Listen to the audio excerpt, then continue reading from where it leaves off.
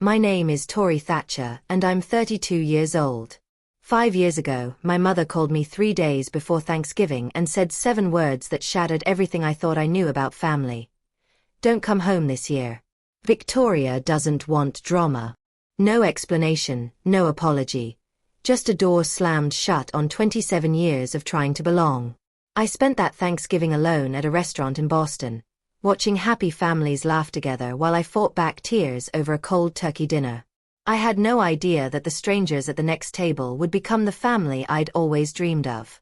I had no idea that 5 years later they'd be introduced at my wedding as the parents of the bride, while my biological parents stood watching uninvited, realizing they'd been replaced in every way that matters.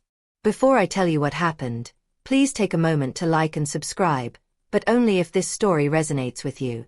And let me know in the comments, where are you watching from, and what time is it there? Let me take you back to the phone call that changed everything. I remember exactly where I was standing when my phone rang. November 21st, 3 days before Thanksgiving. I was in my tiny studio apartment in Boston, surrounded by half-packed bags and the scent of the pumpkin candle I'd lit to get myself in the holiday spirit. I'd already bought my plane ticket home to Connecticut. Non-refundable, of course. Mom's name flashed on my screen. I smiled and picked up. "Hey, Mom." I was just about to. Her voice was flat, cold. "Tori, I need to tell you something." My stomach dropped. That tone never meant anything good. "What's wrong? Is Dad okay?" "Your father's fine." A pause. "Listen, I've been thinking. Don't come home this year." I actually laughed. I thought she was joking. "What do you mean?" "Victoria doesn't want drama. She's pregnant again and she doesn't need the stress." I gripped the phone tighter. "Drama? What drama? I haven't even talked to Victoria in months." "Exactly." Mom's voice hardened. "And let's keep it that way. You know how you get." "How I get?" My voice cracked. "Mom, I literally just asked her last year why she didn't invite me to her baby shower." "That's not drama. That's a question." "See, that's exactly what I mean. You always make everything about you." I stood there frozen, watching the snow fall outside my window. 27 years old, and my mother was telling me I wasn't welcome at Thanksgiving because I'd once asked why I was excluded. "Mom, I already bought my ticket." "Then get a refund." Her tone left no room for negotiation. "Victoria is pregnant. She doesn't need stress. You understand." The line went dead. I understood perfectly. I'd always been the acceptable sacrifice. I wish I could say this was the first time. But as I sat on the edge of my bed staring at my useless plane ticket, the memories came flooding back like a highlight reel of disappointment. My 16th birthday party. I'd been planning it for months. A small gathering with my 3 closest friends. Mom promised cake and bowling. But the morning of, Victoria called crying because she'd failed her calculus final and needed emotional support. My party was cancelled. We spent the day consoling my sister instead. "Don't be dramatic, Tori. Your sister needs us more right now. You can celebrate next weekend." We never did. Then there was my college graduation. I'd worked so hard. 4 years of late nights, part-time jobs, scraping by on ramen. I was the first in my family to graduate with honors. When I walked across that stage, I looked for my parents in the crowd. Their seats were empty. They showed up 2 hours late. Victoria had a routine prenatal checkup that couldn't be rescheduled. "You understand, sweetheart. Your sister's baby is more important than a ceremony. More important than me." That's what she meant. That's what she always meant. I learned early that complaining only made things worse. Don't be so sensitive. Stop making everything about yourself. Why can't you just be happy for your sister? So I stopped complaining. I became smaller, quieter. I thought if I was agreeable enough, easy enough, invisible enough, maybe then I'd finally earn their love. I was 27 years old, sitting in a cold apartment with a worthless plane ticket. And I finally realized the truth. There was no amount of small that would ever be small enough. I called my father. I don't know what I expected. Maybe some small part of me still believed he'd stand up for me. Just this once. The phone rang 4 times before he answered. "Hey, kiddo." His voice was cautious. He already knew. "Dad, did Mom tell you?" A long pause. I could hear the TV in the background. Probably a football game. "She mentioned it. And you're okay with this? You don't think maybe I should be allowed at Thanksgiving with my own family?" Another pause. Longer this time. "You know how your mother is, Tori. She's just trying to keep the peace by excluding me." "It's not like that." "Then what is it like, Dad? Tell me.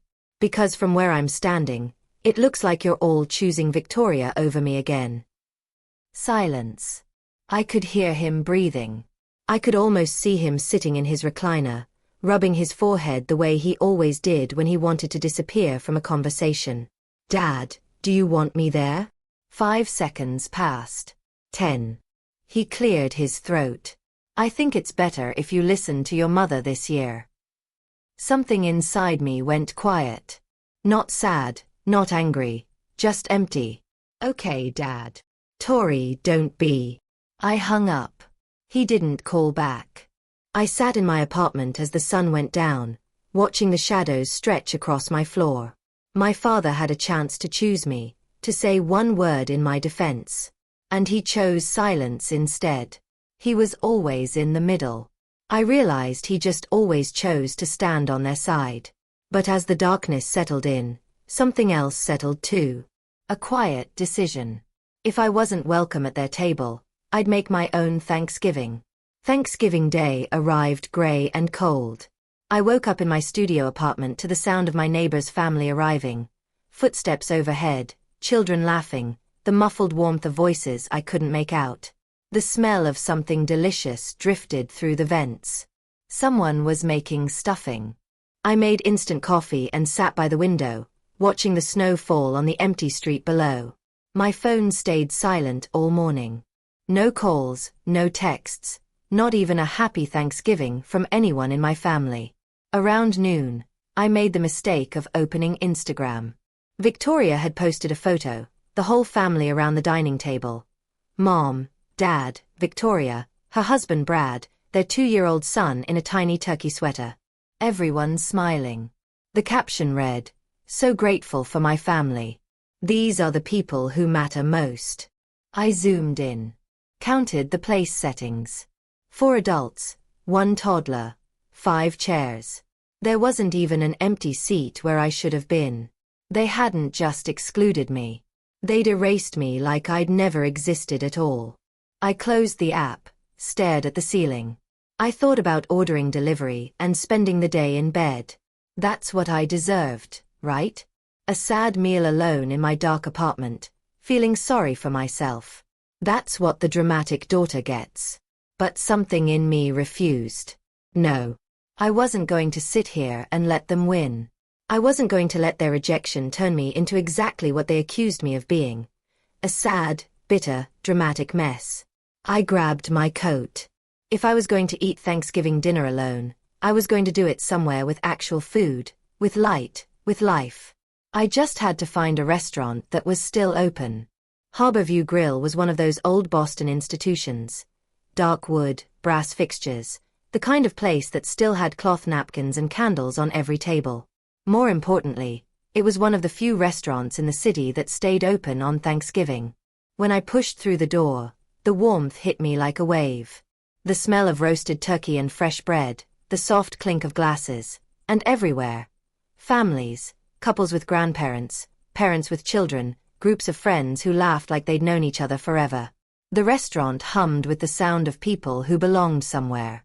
The hostess looked at me with barely concealed pity. "Just one tonight." I nodded. She led me to a tiny two-top in the corner, squeezed between the kitchen door and a large family that took up 3 tables pushed together. I could have touched their chairs if I reached out. "Your server will be right with you."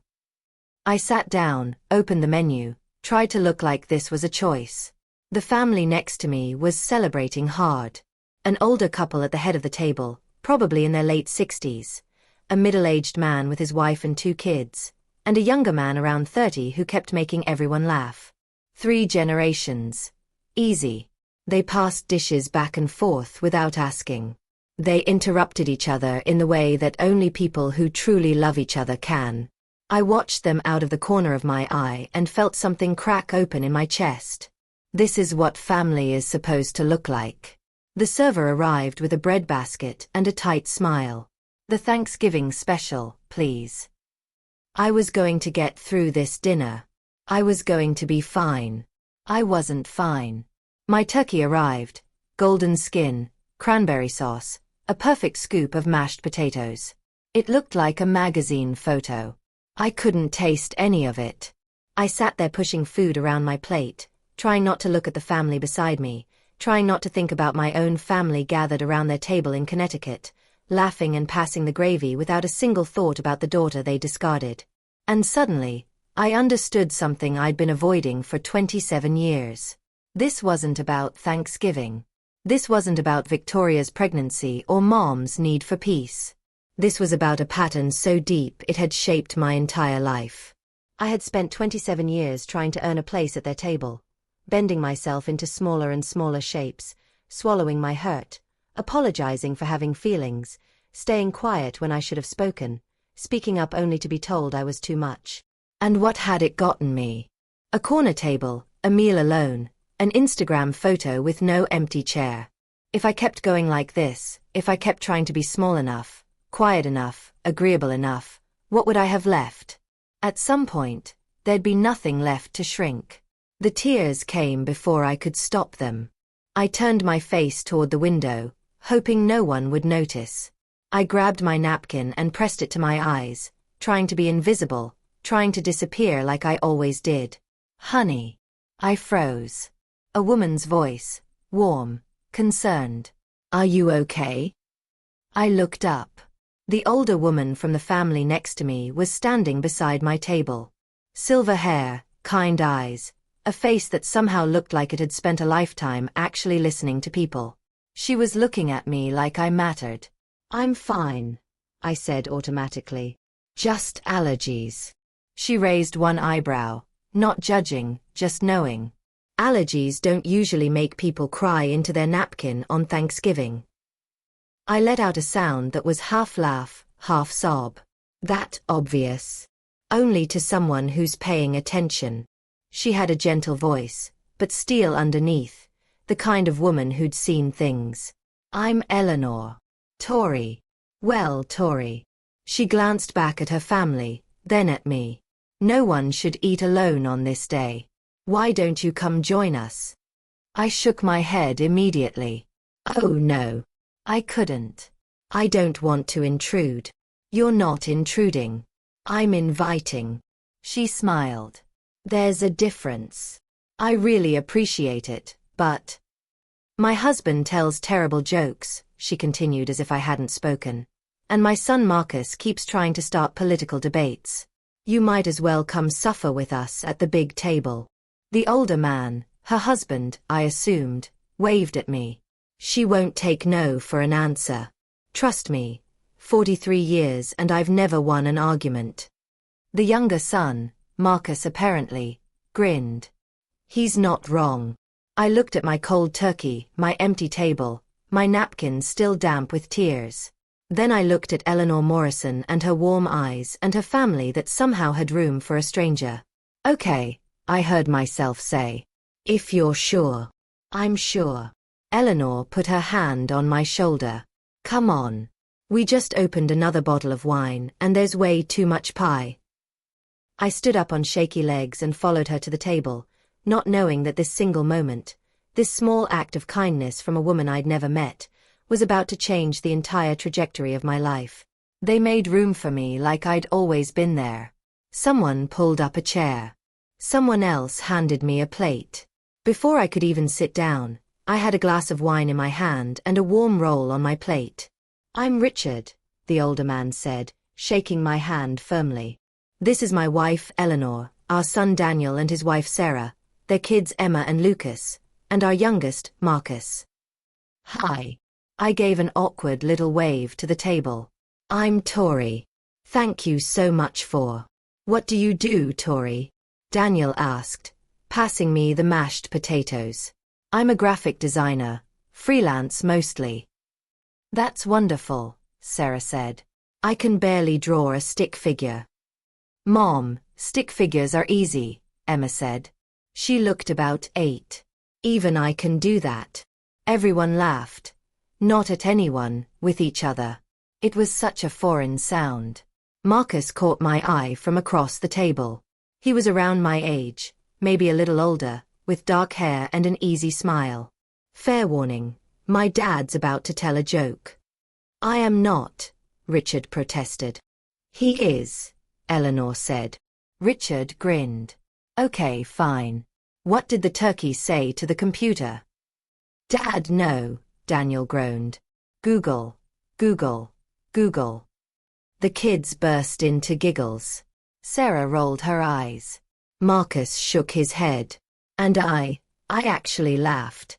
A real laugh for the first time all day. Richard raised his wine glass. A toast to unexpected guests who make our table complete. Everyone raised their glasses, including me. I looked around at these people, strangers until 15 minutes ago, and felt something I hadn't felt in years. Warmth, acceptance, belonging. I didn't know families could feel like this. After the main course, while the kids ran off to explore the restaurant and the men argued about football, Eleanor moved to the chair next to mine. How are you doing? She asked quietly. Really? I looked down at my plate. Better.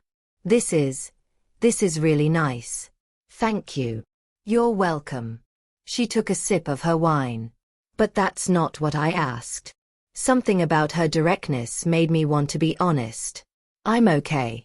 I'm just having a hard Thanksgiving. Do you want to tell me why you're really here alone? I hesitated. The truth felt too pathetic to say out loud. My own mother told me not to come home.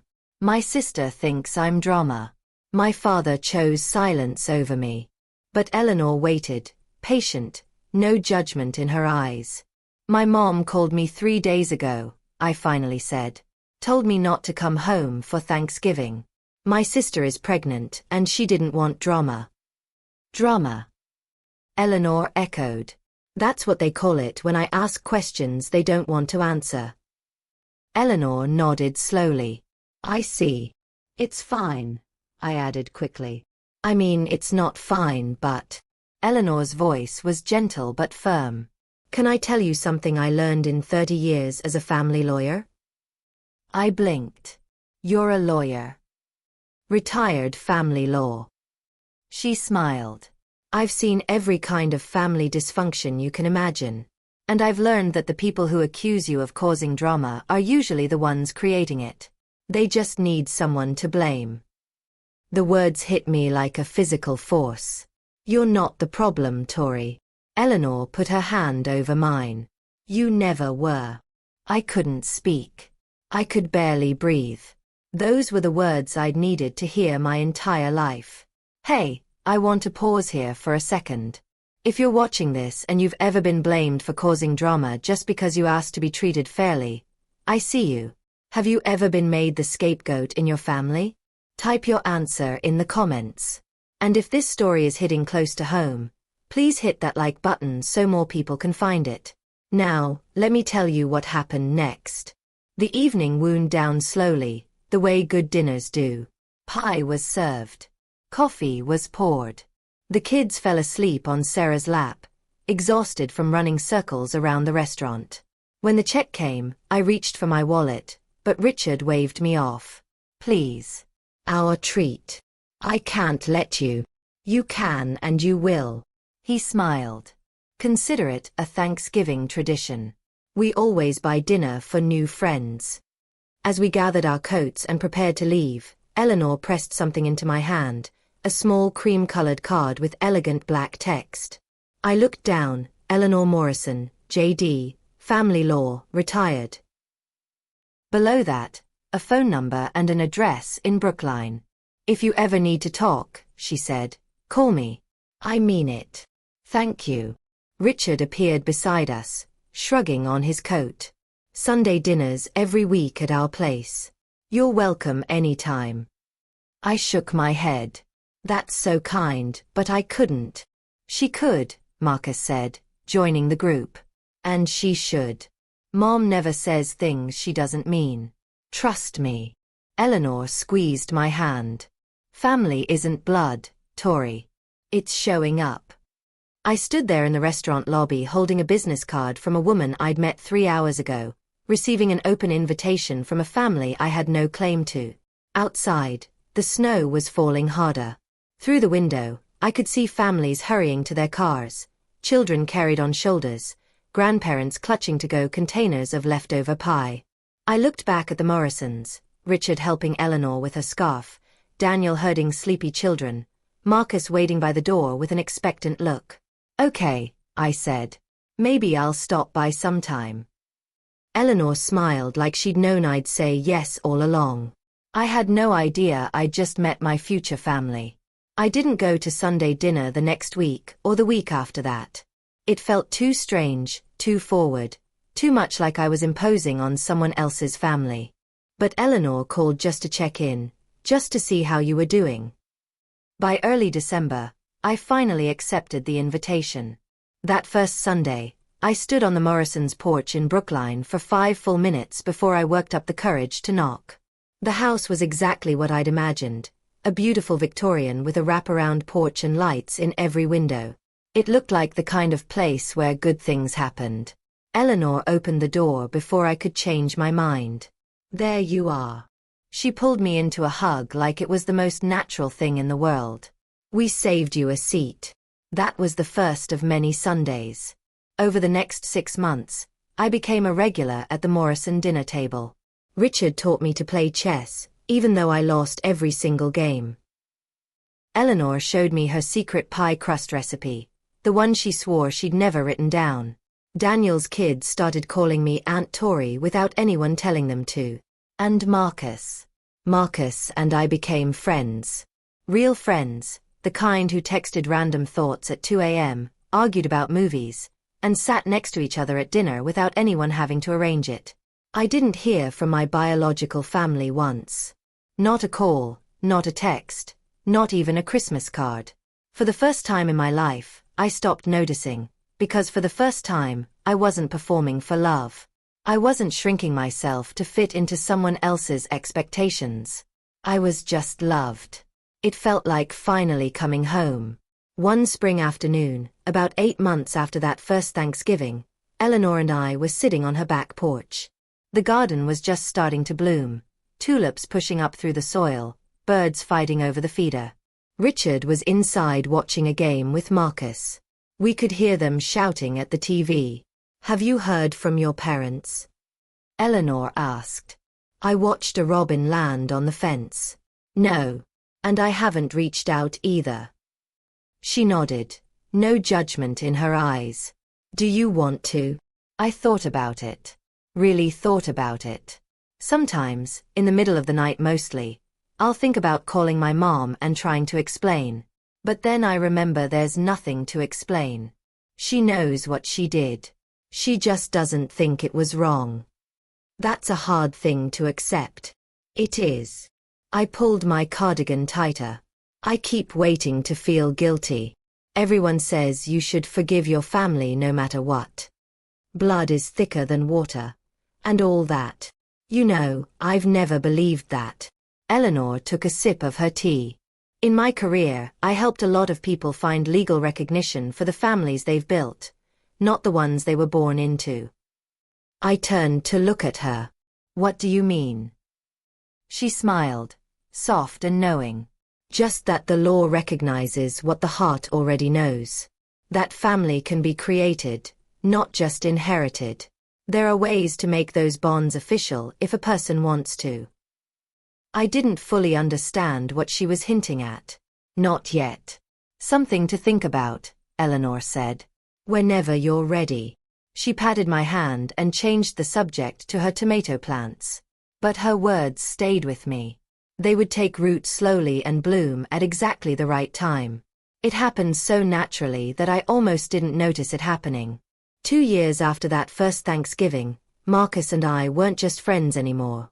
We were something more, something that had grown so gradually that when we finally acknowledged it, it felt less like a beginning and more like a recognition of what had always been there.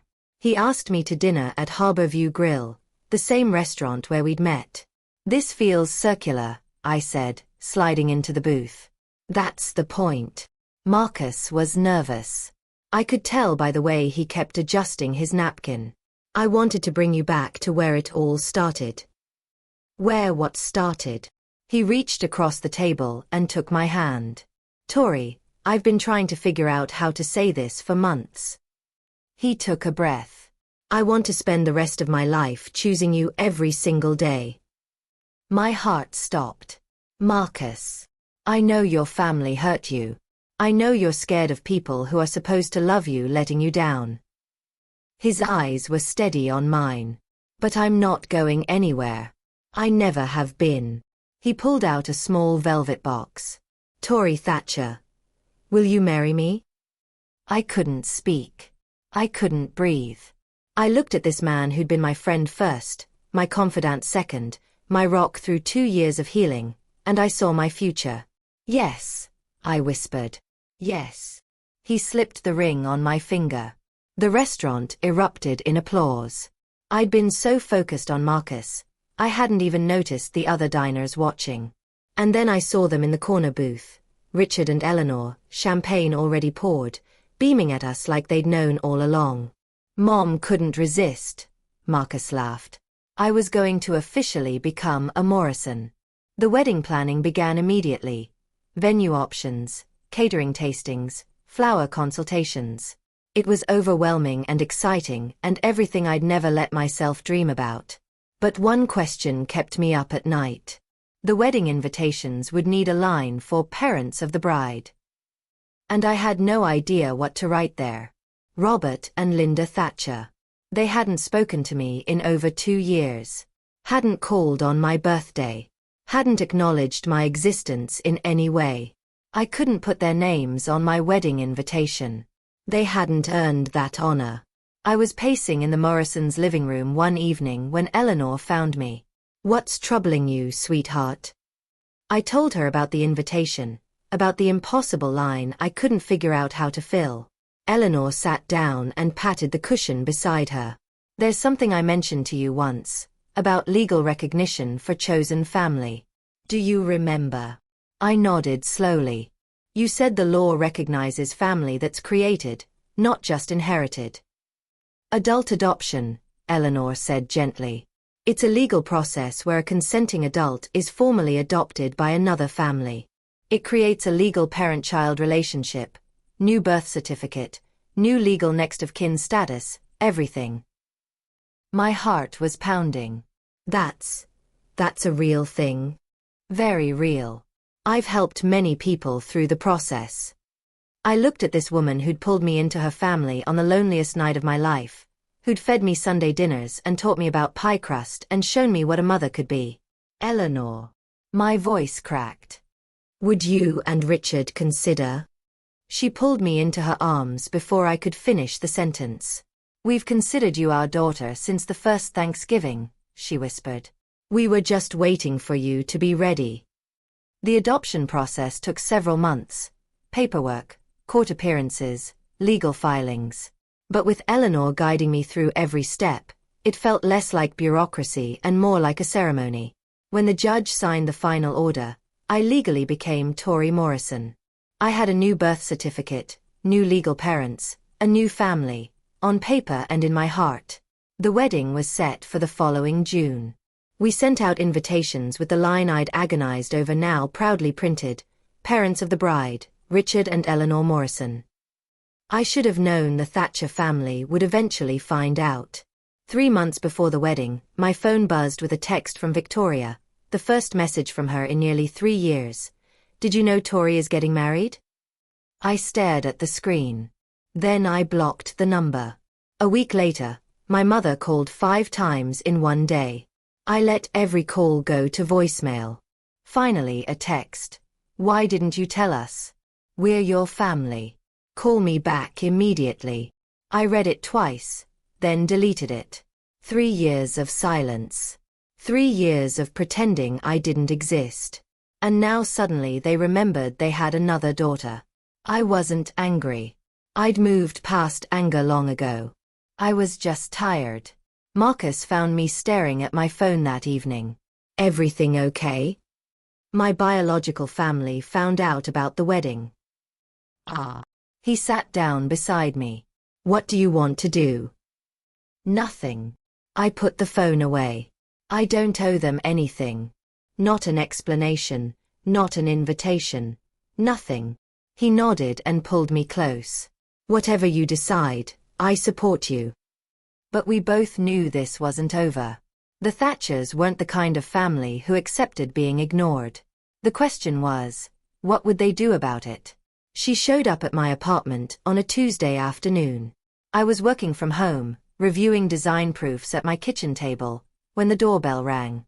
I opened it without checking the peephole, a mistake I wouldn't make again.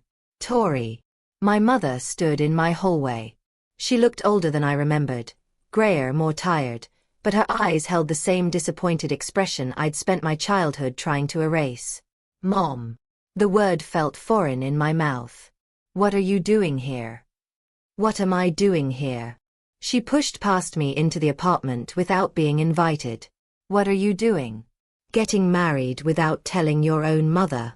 We haven't spoken in 3 years. And whose fault is that? I closed the door slowly, counted to 5. Yours. It was your fault. That was 1. Thanksgiving. You can't still be upset about that. I'm not upset. I kept my voice calm. I've moved on. Linda's eyes swept across my living room, landing on the photos on my bookshelf, me and Marcus at a beach, me and Eleanor making pie, the whole Morrison family at Christmas. Me right in the center. Who are these people? My family. Her face contorted. I am your family. You were. I met her gaze evenly. You chose not to be.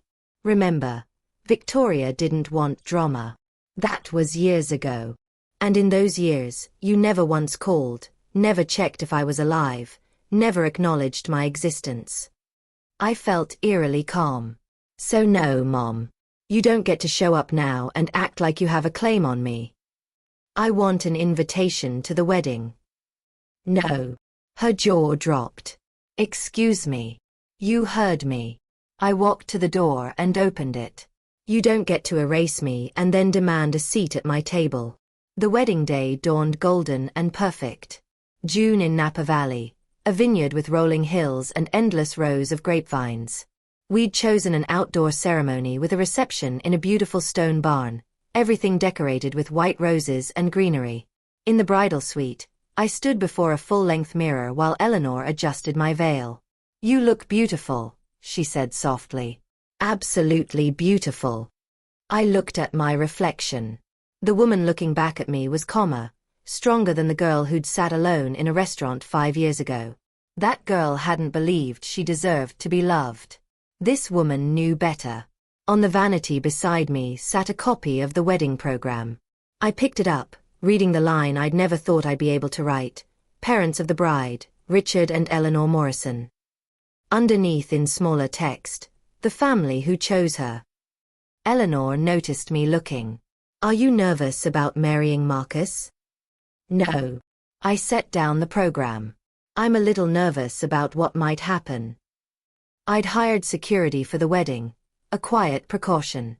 After Mom's visit to my apartment, I knew there was a chance she'd try something. Eleanor put her hands on my shoulders. Whatever happens today, you have a family who chose you. We will always choose you. Never forget that. I hugged her tight. I love you, Mom. It was the first time I'd called her that. The word came out naturally, like it had always been waiting. Eleanor's eyes glistened. I love you too, sweetheart. My daughter. Through the window, I could see guests arriving. Marcus was already at the altar, looking nervous and handsome in his grey suit. It was time. Whatever came next, I was ready. The ceremony was everything I dreamed of. Marcus waiting at the end of the aisle, Richard walking me toward him, steady and proud. The vows we'd written ourselves. Words that made half the guests cry and the other half pretend they weren't crying. When Marcus slipped the ring on my finger and the officiant pronounced us husband and wife, I felt something click into place, like the last piece of a puzzle I'd been trying to solve my entire life. The reception was in full swing when the security guard found me. Mrs. Morrison. He appeared at my elbow, discreet and professional. There are 2 people at the entrance. They claim to be your parents. I'd expected this. Part of me had been waiting for it all day. Marcus appeared beside me. What's going on? My biological parents are here. His expression hardened. I'll handle it. No. I took his hand. This is my moment. I'll handle it. I considered my options. I could have them removed. I could pretend they weren't there. I could avoid the confrontation entirely. But something in me said no. Let them see. Let them see what they lost. Let them see the family who stepped up when they stepped away. Let them witness the life I built without them. Let them in, I told the security guard. But don't seat them with the family. Put them in the back. Are you sure? Marcus asked. I'm sure. The guard nodded and disappeared. A few minutes later, I saw them, Linda and Robert Thatcher standing uncertainly at the edge of the reception, looking around at the 100+ people celebrating their daughter's wedding. Their daughter, who they hadn't spoken to in 3 years. The MC was about to make his announcement. Perfect timing. Okay, this is the moment. Before the big reveal, I have a question for you. If you were in my shoes, would you have let your biological parents into your wedding? Type yes or no in the comments. I want to know what you would have done. And if you're dying to see what happens next, make sure you're subscribed with notifications on. Now, let me tell you about the moment everything changed. The MC stepped up to the microphone. The music softened. Ladies and gentlemen, if I could have your attention, please. The room quieted. Guests turned toward the front. Champagne glasses paused halfway to lips. Before we continue the celebration, I'd like to introduce some very special people. I watched my biological parents from across the room. Linda was craning her neck, trying to see. Robert stood behind her, hands in his pockets, looking uncomfortable. They had no idea what was coming. Please join me in welcoming the parents of the bride. Linda straightened up. I could see her preparing to acknowledge the introduction, to accept the recognition she believed was rightfully hers. Richard and Eleanor Morrison. The room erupted in applause. Richard and Eleanor stood from the head table, beaming, waving to the guests. People cheered. Someone whistled. The photographer snapped photos. And across the room, my mother's face went white. I watched it happen in slow motion. The confusion, the disbelief. The moment she realized what those words meant, Richard and Eleanor Morrison, the family who chose Tori, and whom Tori chose in return. Linda grabbed Robert's arm. What did he just say? Robert looked stunned, speechless. Around them, guests clapped and smiled, completely unaware that the older couple in the back had any connection to the bride at all. To everyone else at this wedding, Richard and Eleanor Morrison were simply what they appeared to be. My parents. Linda's mouth opened and closed. No sound came out. She looked at the happy couple accepting congratulations, then at me standing with my husband, and the truth finally settled over her like a cold wave. She had been replaced, completely, officially, legally, and everyone in this room knew it except her. Linda pushed through the crowd before I could stop her. She reached me just as the applause was dying down. Her face was flushed, her eyes wild. Robert trailed behind her, looking like he wanted to disappear. What is going on? Linda's voice was a harsh whisper. Who are those people? I kept my voice calm, steady. My legal parents. I was adopted 2 years ago. You what? She actually staggered back a step. You can't just replace us. I didn't replace you. I looked at her evenly. You abandoned me first. We never abandoned you. You told me not to come home. You chose Victoria. Every time. For 27 years. The guests nearest to us had noticed the confrontation. Conversations died. Heads turned. That's not fair, Linda started. Fair. I felt Marcus move to my side.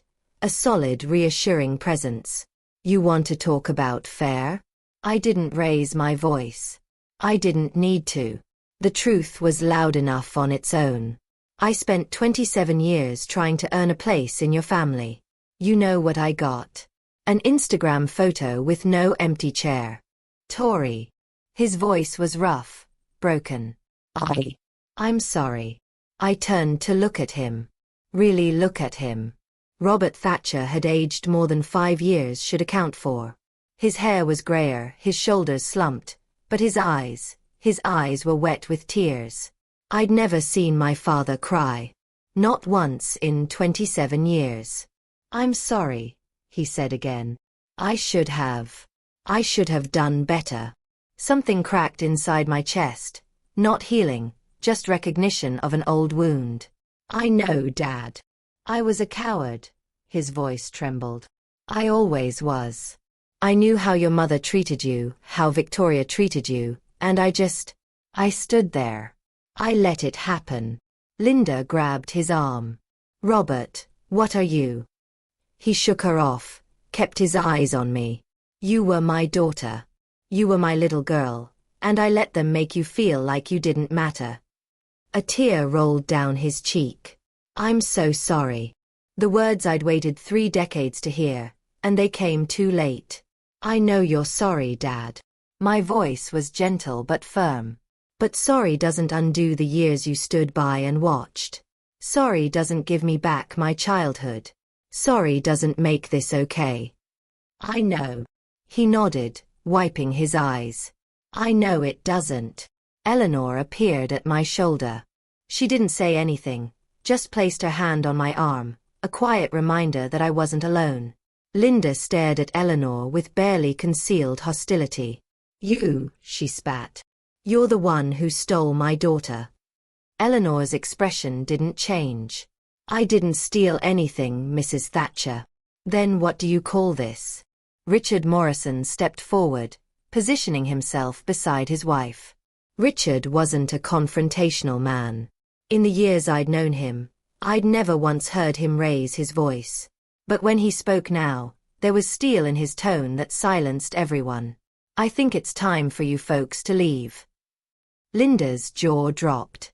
Who are you to tell us? I'm her father. Richard's voice carried across the quiet reception. Legally. And in every way that matters. You stole our daughter. Richard shook his head. Calm, certain. No, ma'am. We didn't steal anything. You gave her away. We just picked up what you threw out. Linda flinched like she'd been slapped. 5 years ago, Richard continued, this young woman was sitting alone in a restaurant on Thanksgiving because her own family told her she wasn't welcome. My wife invited her to our table. We fed her. We talked to her. We treated her like a human being.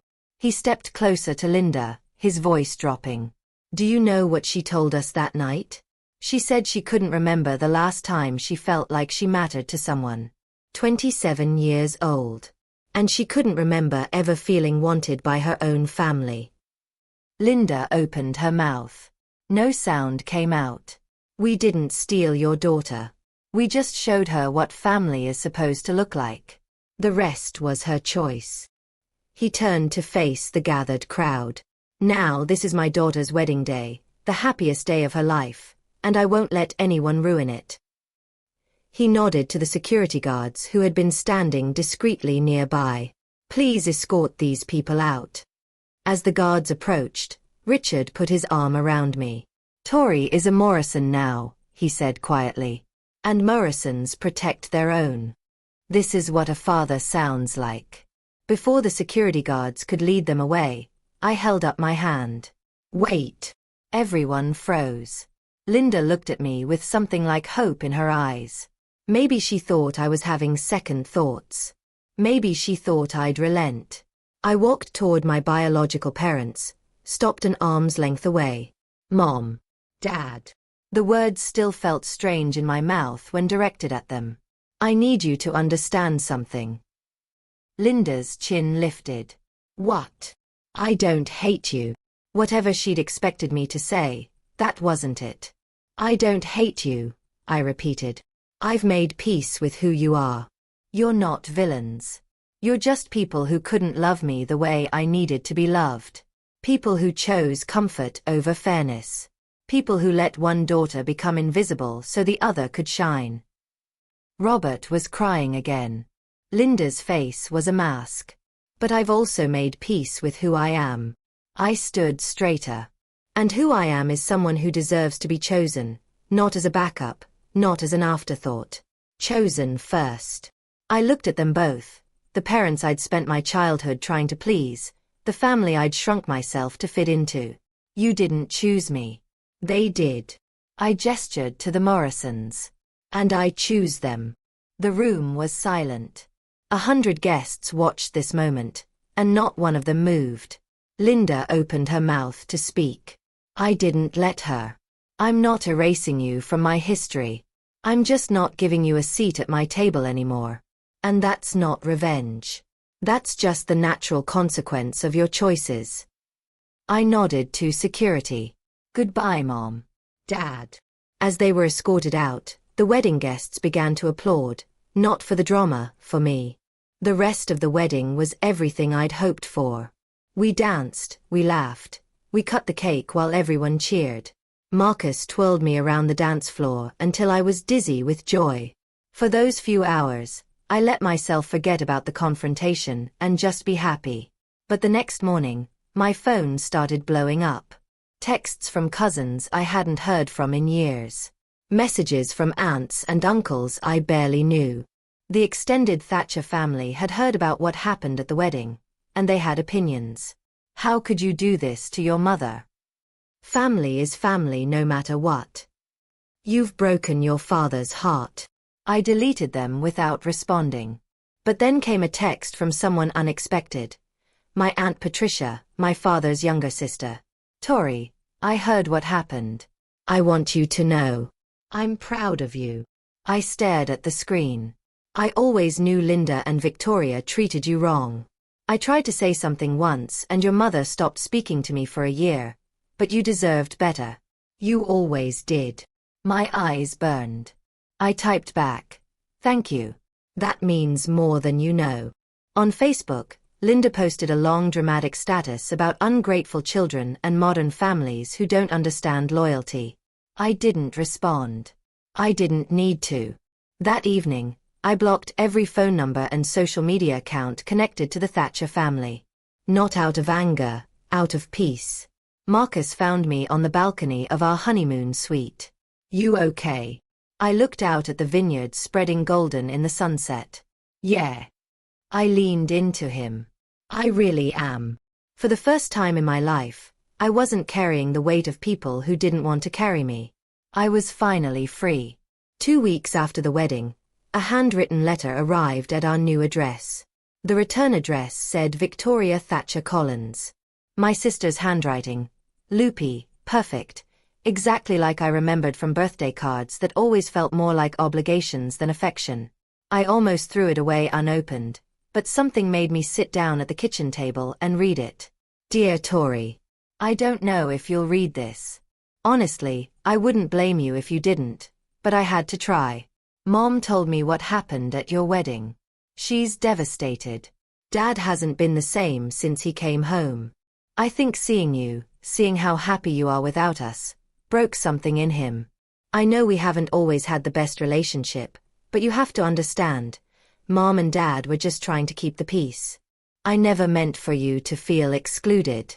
You always made everything so difficult, always asking questions and bringing up old hurts. It was exhausting. I hope one day you'll understand that family is complicated. Maybe when you have your own kids, you'll see why Mom made the choices she made. I'm not asking for an apology. I just wanted you to know that we still love you, Even if you've decided we're not good enough for you anymore. Your sister. Victoria. I read it twice. Then I folded it carefully and put it in a drawer. Marcus came home to find me at the kitchen table. What's that letter from Victoria? What did she say? Nothing new. I stood up and started making dinner. She still doesn't get it. She never will. Does that bother you? I thought about it. Really thought about it. No, I said finally. It's not my job to make her understand.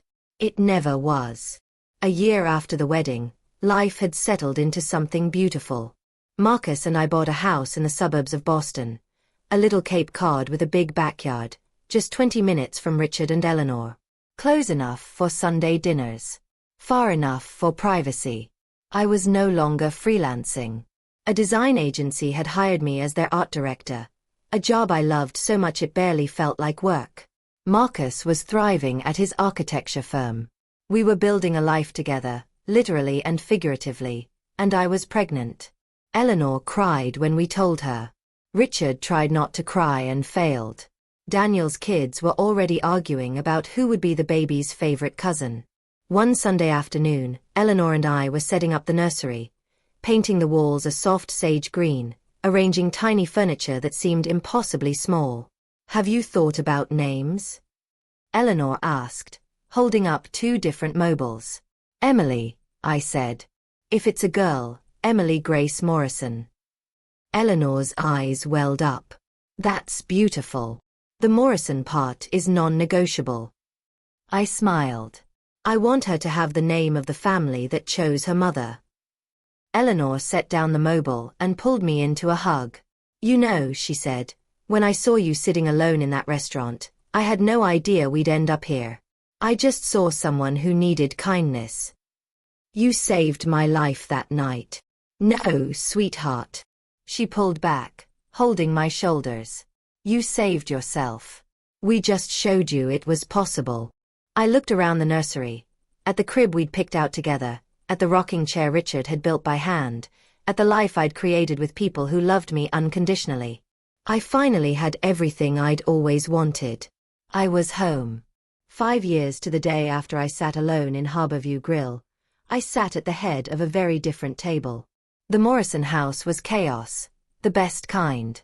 Emily, now 6 months old, was being passed from lap to lap like a tiny drooling treasure. Daniel's kids were playing some complicated card game in the corner. Sarah was arguing with Marcus about the proper way to carve a turkey. Richard was sneaking extra pie when he thought Eleanor wasn't looking. She was. All right, everyone. Eleanor clapped her hands. Before we eat, we need a toast. Tori, would you do the honors?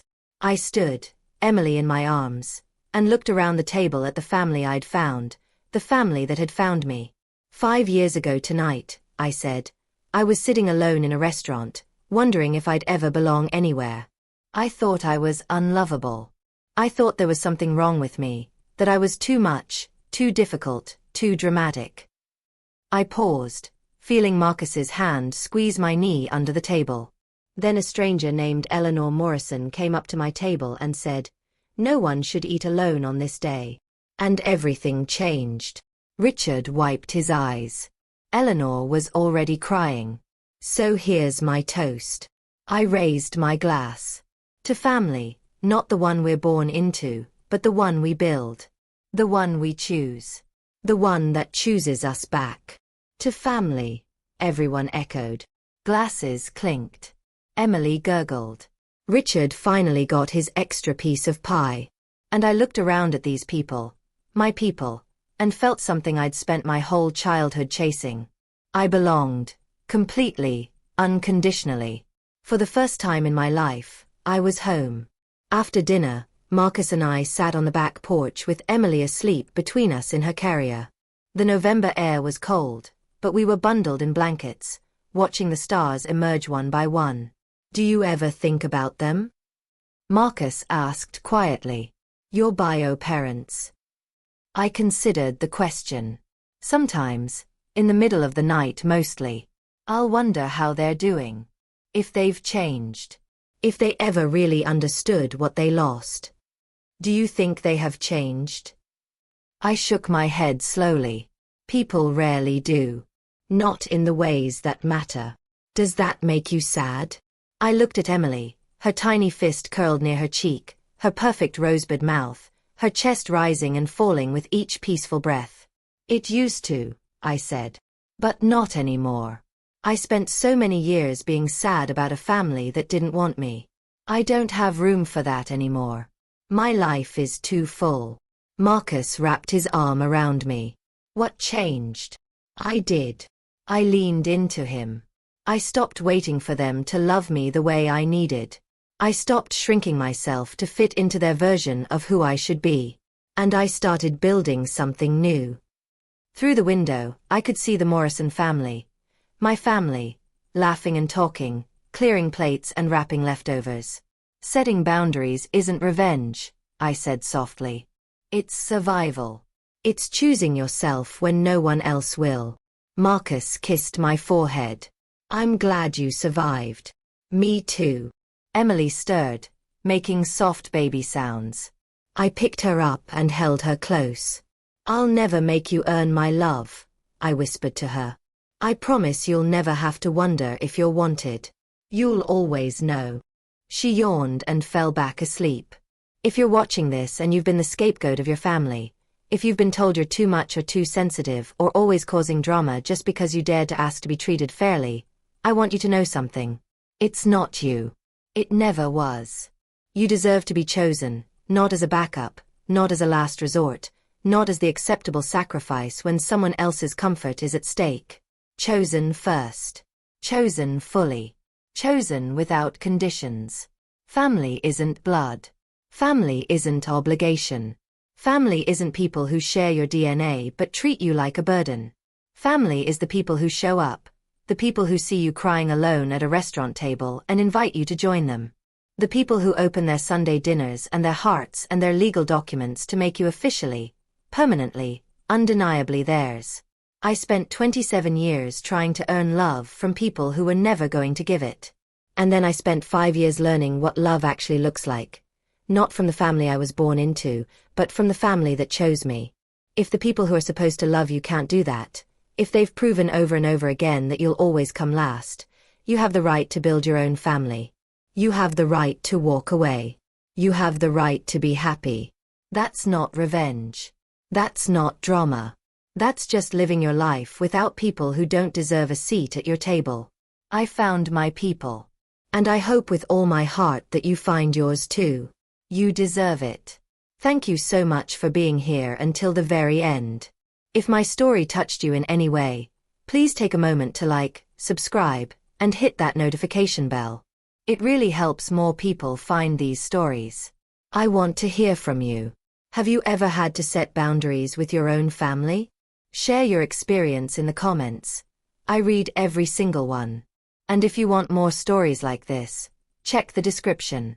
I've linked some of my favorites there. Until next time, remember, you deserve to be chosen.